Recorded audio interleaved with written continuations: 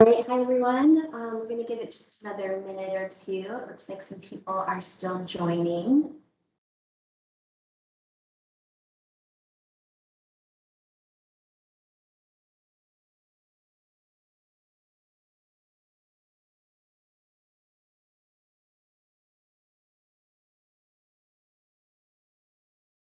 And for those of you just getting in, we'll start in about one more minute.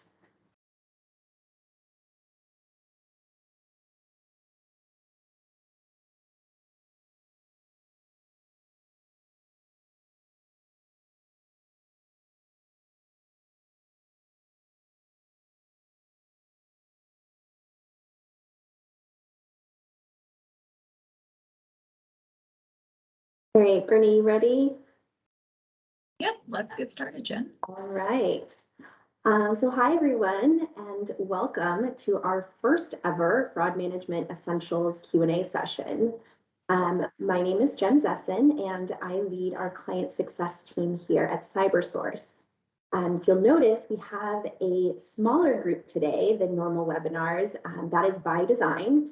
This is an exclusive training session that's being offered for our merchants who have recently purchased FME or are planning to purchase FME in the near future.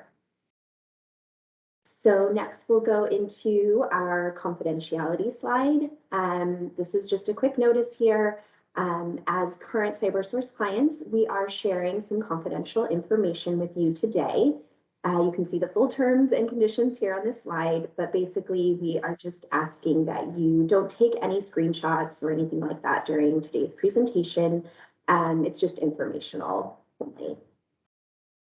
So next, a few housekeeping items before we get started. So this session is being recorded and everyone is currently on mute. We recommend that you close your other programs and browsers to avoid distractions. And we're going to have about 30 minutes of content today, and then we'll have a 15-minute live Q&A session. So if you want to ask a question during the presentation, we're going to be using the chat feature through Microsoft Teams. We're going to hold all of those questions until the end of the presentation and then try and answer as many as we can live. And lastly, we're going to be reviewing some of the key features and functions of FME, discussing best practices, and then we'll go into a live demo. So I would also like to turn it over to my partner in crime, Bernie Porter. Bernie is going to be our presenter for the day. She is a senior director here within our fraud management product team.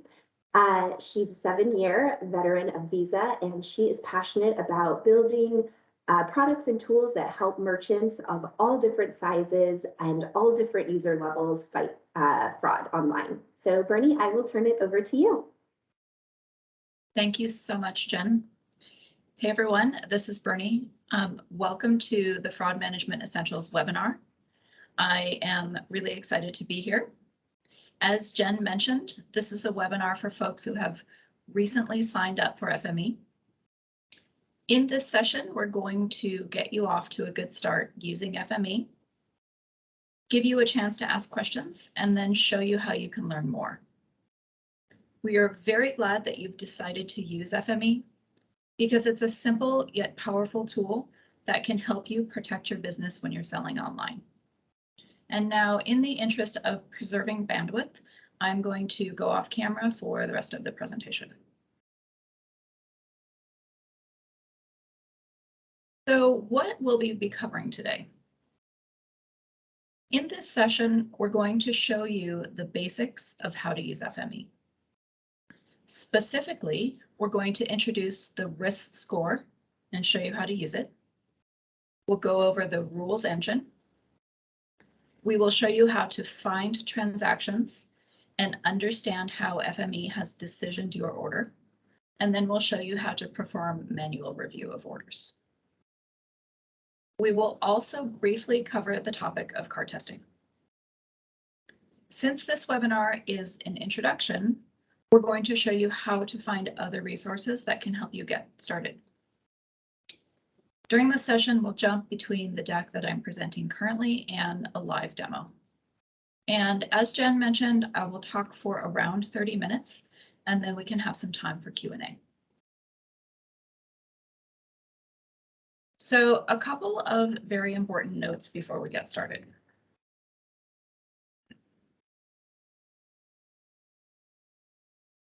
FME is a tool that can significantly reduce fraud.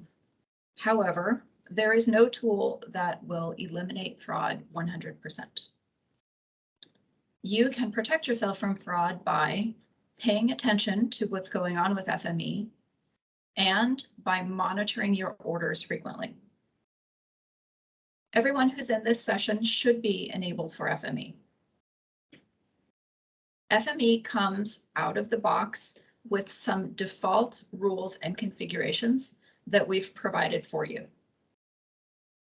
When you are enabled for FME, FME is on and monitoring your transactions and potentially taking action upon them.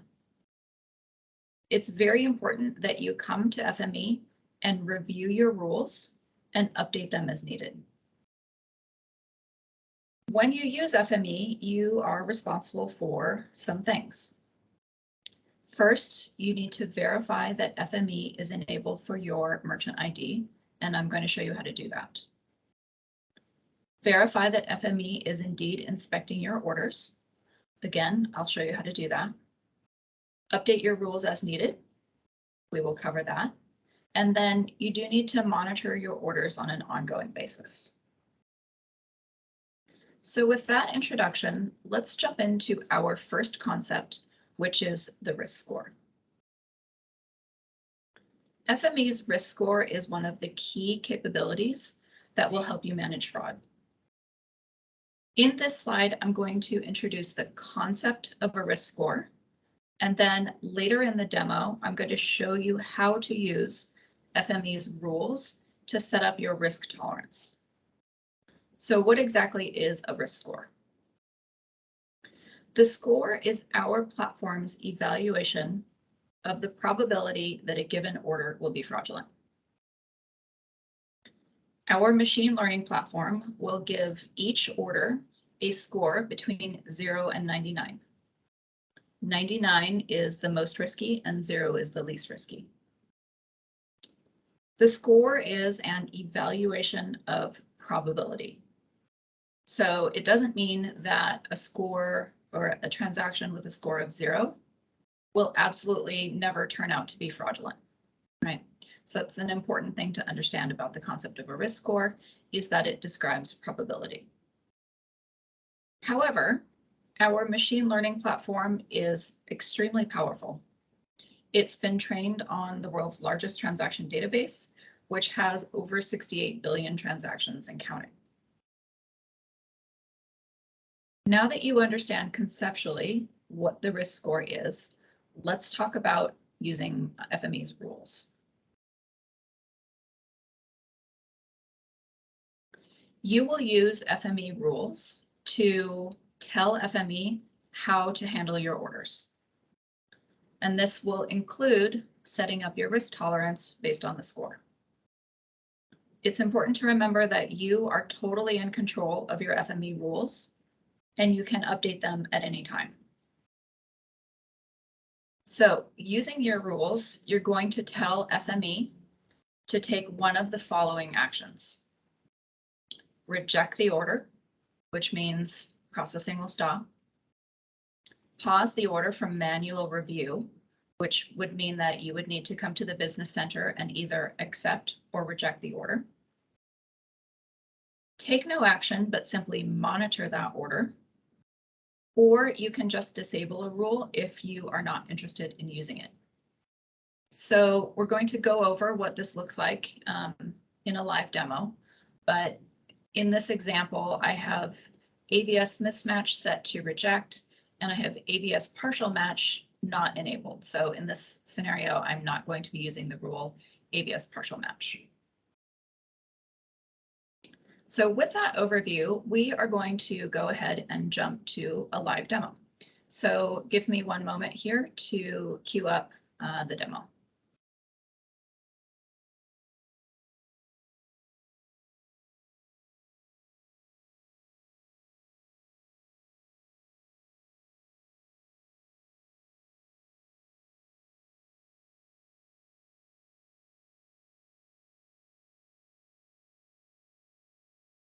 Okay, so you should be seeing Google Chrome.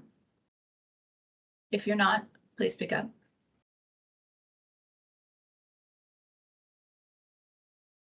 Now I'm logging into the Business Center's test environment, which some of you will be familiar with. You can tell that I'm in the test environment because I have a little yellow bar here at the top.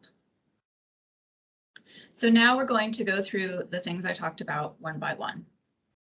And the first is how to see if FME is enabled for your merchant ID. So when we use the term merchant ID or MID, this is your Cybersource merchant ID. It's the ID that you will use when you log into the Business Center. So in this scenario, my merchant ID is Bernie_FME. It is possible that a given merchant organization could have multiple merchant IDs. So to validate whether or not FME is on for your MID, you're going to go to the left nav and you're going to look for the item titled Fraud Management. And that is going to tell you that you are enabled for FME and FME is on.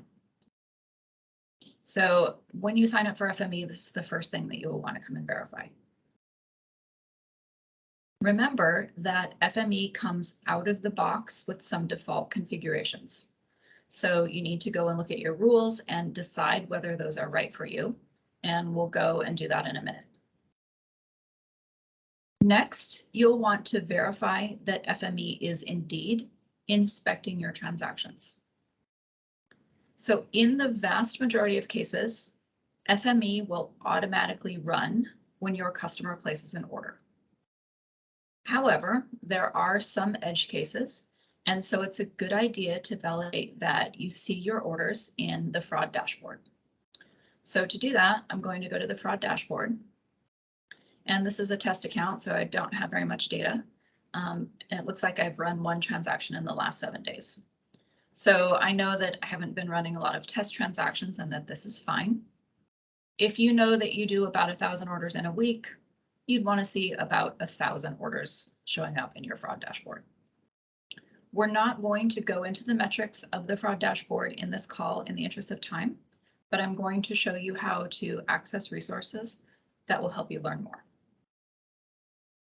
So far we've learned how to validate that you have FME and how to validate that FME is inspecting your transactions. So now let's look at how to find your rules and update them if you choose to do so. So in the left nav here, I'm going to go to rule configuration. As I've mentioned a couple of times, FME comes out of the box with some default configs. When you're enabled for FME, FME is on and inspecting your orders and potentially taking action on them. So the rules that I'm looking at here for this merchant ID, Bernie FME, are the default out of the box rules. And so you can see that by default, FME is going to reject transactions with a risk score between 95 and 99, which are very high risk transactions. Okay. So if a transaction comes in with a score of 97, FME is going to reject it. So when I say that FME is on and potentially acting upon your transactions, that's what I mean. So out of the box, FME will reject between 95 and 99. Now, when you first start using the product, you will not know the normal distribution of risk scores for your business. So it is our recommendation that you start off rejecting very high risk transactions. After a period of time using FME, you can use reporting, specifically the risk score distribution report, that will give you a distribution of your risk scores across your transactions. And that's going to help you understand what is normal for your business. And then you can start to tune your score threshold rules accordingly. So let's now update some rules so that you can see how you can do this for yourself. So I'm going to edit my rules. Now, for the purposes of this demo, let's imagine that we actually want to reject transactions with a score 90 to 99. And then maybe I also want to review transactions with a score between let's say 80 and 89. And then I'm just going to monitor transactions in the lower range. We're going to go and look at what you need to do if a transaction goes into review later in the demo. So this says reject the transaction with this risk score, which means the transaction is just going to stop.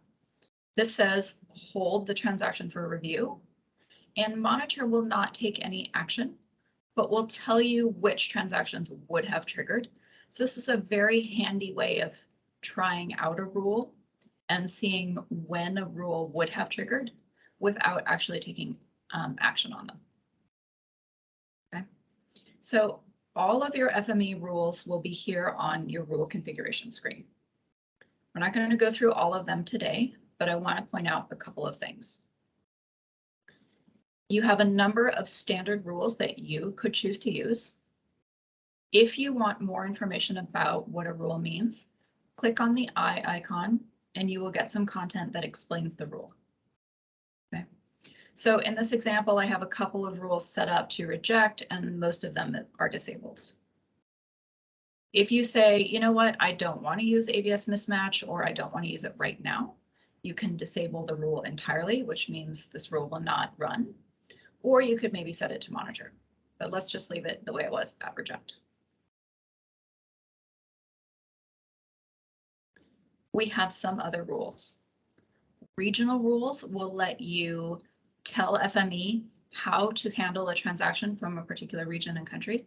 So let's say maybe I want to reject transactions from all of Oceania. And then finally, or next, we have velocity rules. So velocity rules are very important. Velocity rules tell FME how many transactions of a particular kind to let through.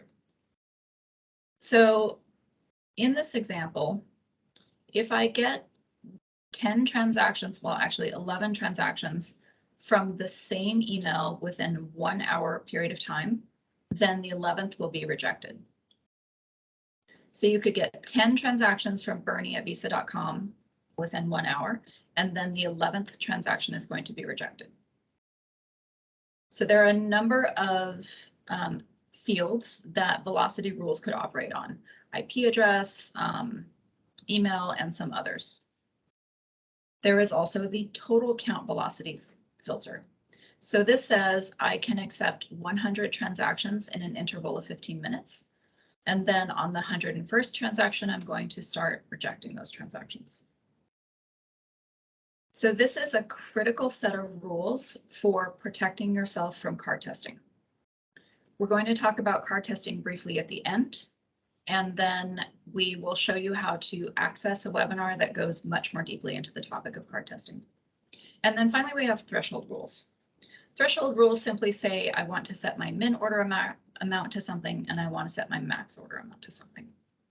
So for the purposes of our demo today, I'm going to set my max order amount at 600. And you can see that I've set this to review, and we're going to run a test transaction and see that in action. Okay, so you can come and update your rules as many times as you want until you get them to a situation where they are appropriate for your business. Let's run a test transaction and see our rules in action. Now, your customers are probably placing orders from your website or any number of other places, or from Virtual Terminal. For the purposes of this demo, we're going to use Virtual Terminal because it's handy. So I'm going to create an order for $700.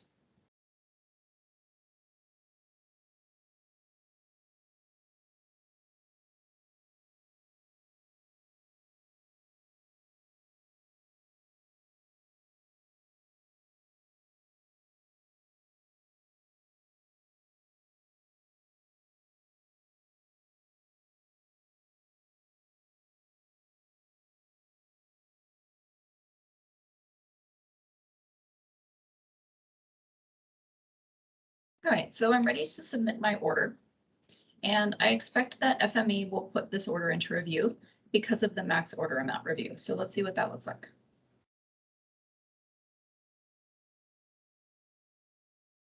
And indeed, the decision is review. Okay, perfect. So you've seen that you can find your rules, update them, and now we've seen a rule in action. So now let's talk about what to do next. Let's talk about searching for a particular transaction. Now, there are a number of ways you can look for your orders. You can look for them in the fraud dashboard under recent orders, or you can use FME's order search. So for today's demo, let's just use order search.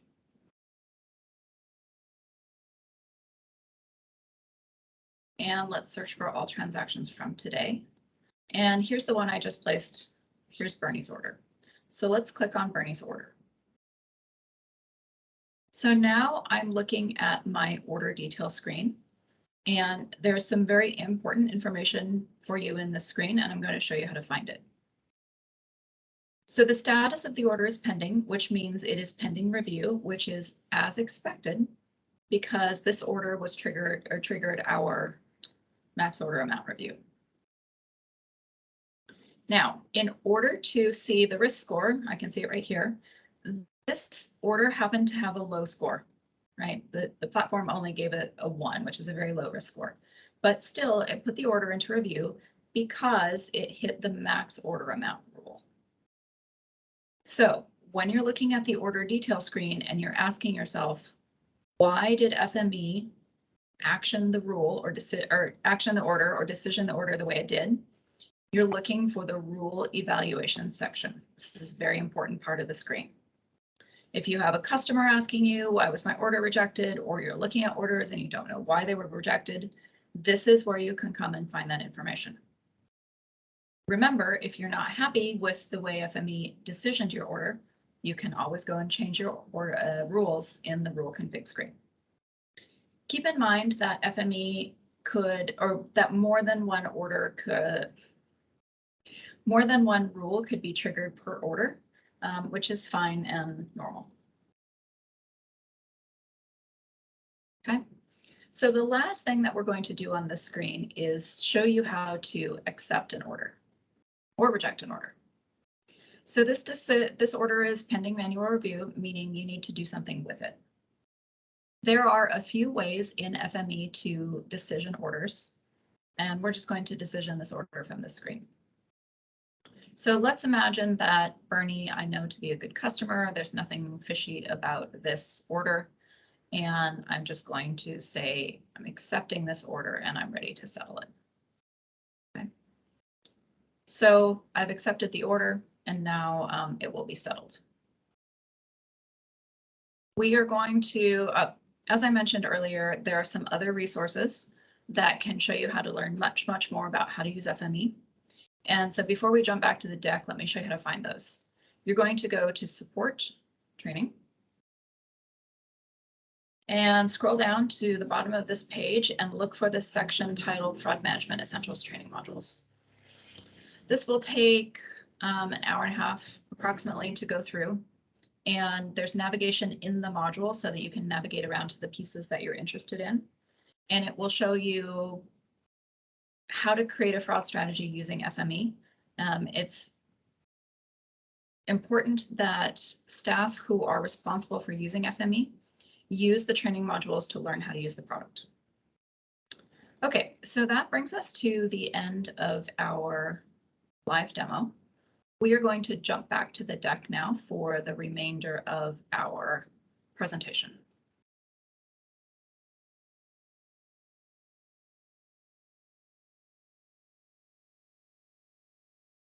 Okay, so I should now be presenting a deck again. If I'm not, someone would please speak up.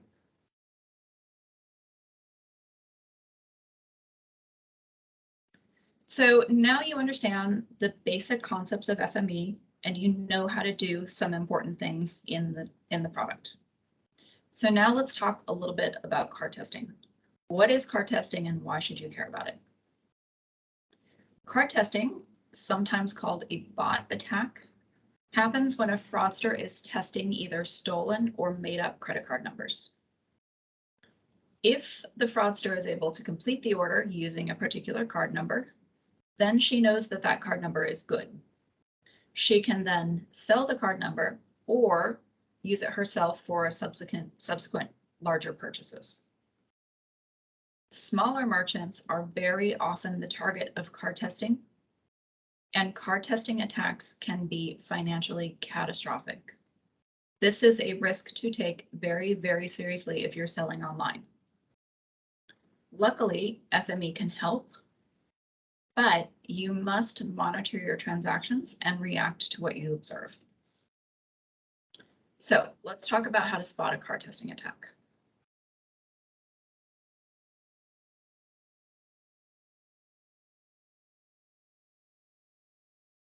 We're going to talk about two methods of spotting a card testing attack.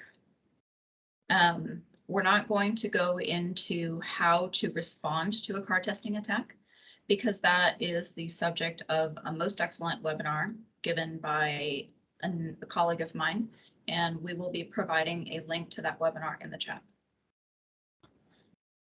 So today we're going to cover two methods of spotting a card testing attack, which are analytics and transaction search. You should also monitor your incoming orders on your shopping cart platform.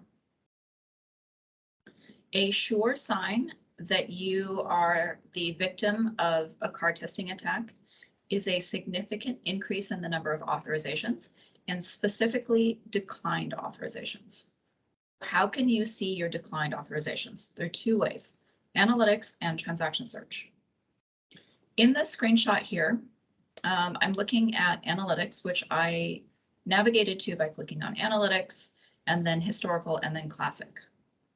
At a glance, I can see that this particular merchant had an auth decline rate of 97%. So that is a very, very high auth decline rate, and it's an increase of, I don't know, 6,000% or more over the previous period. So this is a sure sign that the platform is under a card testing attack. The analytics screen is great because it shows you the information at a glance. However, it will show data from yesterday and back. So if there is a card testing attack happening in the last 2 or 3 hours, you will not be able to see it in this screen. However, you can see it in the transaction search screen.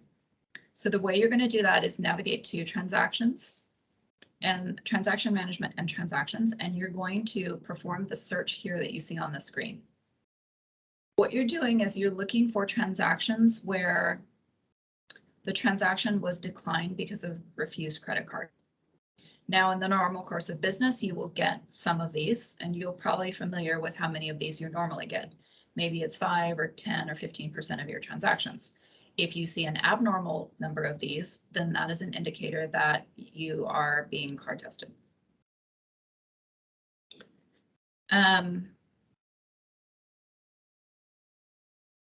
If you do identify card testing using either of these methods, it is really important that you act immediately.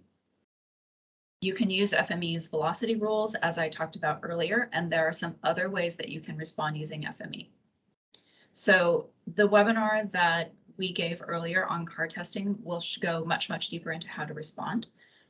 It would be a good idea to be prepared and understand how to respond prior to finding yourself in this situation. Okay, and finally, how to learn more. So we obviously haven't covered everything that you can do with FME, but there are a lot of other resources we've provided to help you get started. For example, if you would like a quick introduction, you can refer to the Getting Started guide or the Troubleshooting guide, and those links will be provided for you in the chat. You can also use the merchant training modules, which I showed you earlier in the live demo.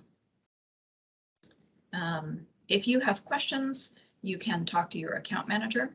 And if you don't know your account manager, you can call our sales line, and the phone number for our sales line should be in the chat. And then finally, the card testing webinar URL should also be in the chat. Now that brings us to the end of our prepared content for the day. And let me turn it over to Jen to see what questions came in. All right, so everyone has been pretty quiet during the webinar, so thank you, Bernie, for that great content. We did have a couple of questions come in to the account managers before as they were registering, so I'll go ahead and start with those, but everybody that's still on the line, please don't be shy. Go ahead and use that chat feature. You should have a little icon with a bubble that says chat, and it will allow you to just type your question right in. So I'll give everyone a couple minutes to do that, and I'll go back to some questions that came in earlier. So what are some red flags that I should watch out for when I check in on FME and how it's performing? Very, very good question. So as I've said, but it bears repeating, it's very important to monitor what's going on both in your ecom platform and in Fraud Management Essentials. So a couple of red flags that you would be looking for are an abnormally high number of authorizations, and specifically declined authorizations. You would also want to keep an eye out for an abnormally high number of FME rejects. So if FME rejects, maybe 1% or 2% of your transactions, and all of a sudden it's rejecting 50%, that is a statistic that you would want to pay attention to and understand. So as you use the fraud dashboard or the FME reports, and as you monitor activity, you will start to get a better feel for what numbers are within the realm of normal for your business. And you should be able to more easily spot something that's abnormal. However, if you see a 97% auth decline rate, that is definitely abnormal, and that is something to take very seriously because that is a good indicator of correct testing. Thank you. Can you go over the difference between monitor and review and the reject status? Yep, of course. So review and reject mean that FME will actually take action on your order. So reject means that the order will be stopped. Review means the order will be paused until you take an action. So FME's out-of-the-box configurations don't contain any rules set to review.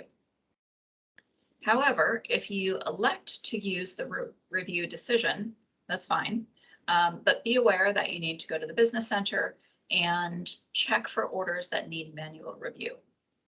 If you do not review an order within 30 days, then that order will just automatically expire. So it's very important to review your orders. And then last is monitor. So monitor is a handy decision. FME won't take any action, meaning the order will just process as usual. However, monitor will tell you if the rule would have triggered. So let's say you want to set your AVS mismatch rule to monitor. And then, a week or a month later, you come to your reports and you can easily see how many and which transactions would have triggered the AVS mismatch rule. So it's a great way of understanding how a rule might affect your transactions before actually implementing it using review or reject.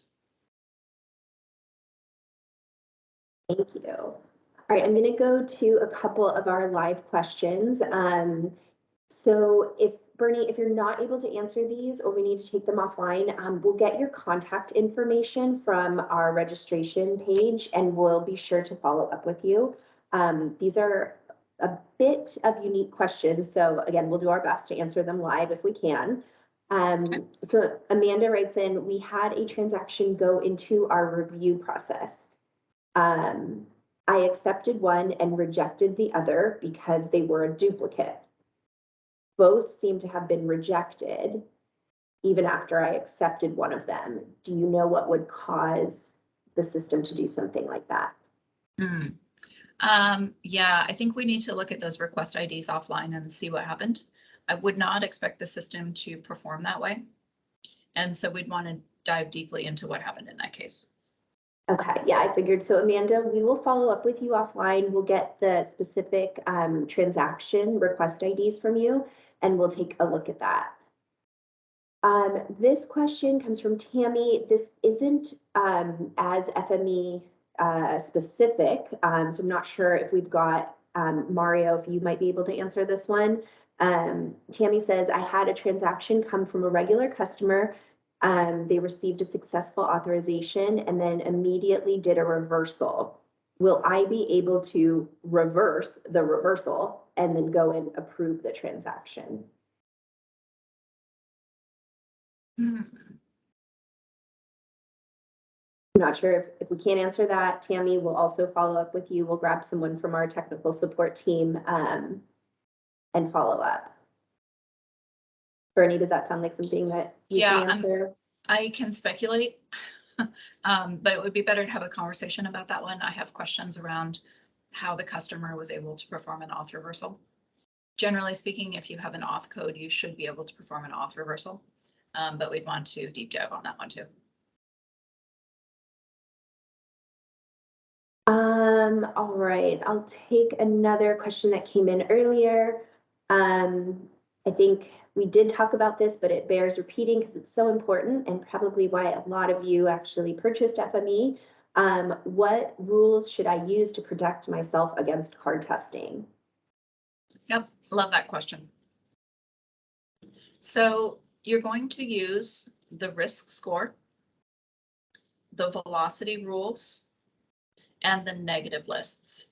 So those are your three most important tools in FME for fighting card testing.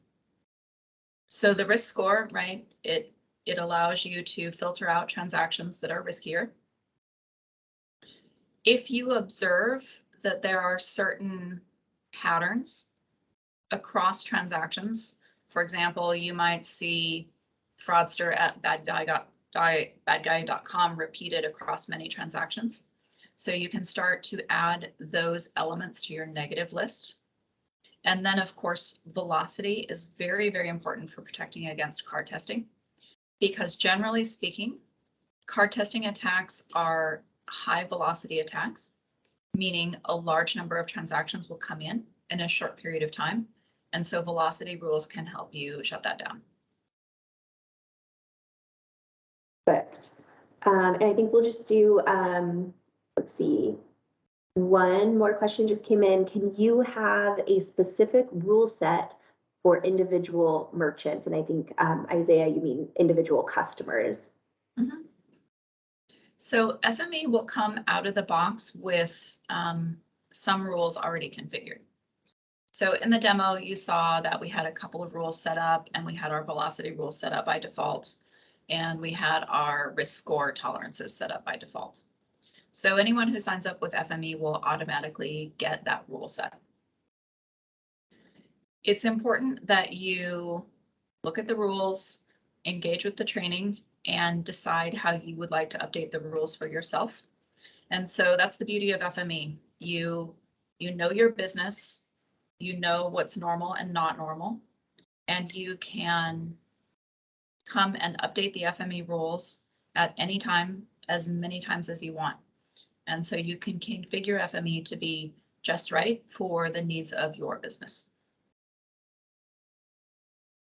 Perfect. And I think we'll do one last question. How often should I be reviewing my FME settings and transaction activity? You should review your transaction activity every day, if not more often. So this could be reviewing your transactions in the fraud dashboard or in transaction search or any number of other places in the business center. And also just looking at transactions coming in from your shopping cart platform. So that's something that you'll want to do daily or even more often than daily. When you first begin using FME, you'll want to pay attention to what's going on. So you'll want to go to the fraud dashboard and see, is FME rejecting any transactions? If so, how many? Is that okay with me? And just make sure that FME is generally set up the way that you feel comfortable. Then after you get FME configured, you can just monitor your transactions on an ongoing basis to make sure that there's nothing anomalous going on. In which case you don't need to update your rules again unless you see a new pattern or you want to make some other tweak according to the needs of your business. Perfect. All right, so I think we will wrap it up there. Again, we wanted to keep the group small and keep it interactive. If you have other questions or we didn't quite answer your question, please feel free to reach out directly to your account manager or call that number that was posted in the chat. That's our direct sales line, and they will route you to your account manager or account executive. I know we have a couple of takeaways. Specifically, I believe it was Amanda. We'll be following up with you offline. Thank you guys so much for joining. We hope you found this really helpful. Please feel free to give your account manager or account executive feedback on the session. We're hopeful to keep reiterating on these and making improvements. And thanks everyone for your time today. And thank you, Bernie. Thank you so much, Jen. Thanks, everyone. Bye-bye. Bye.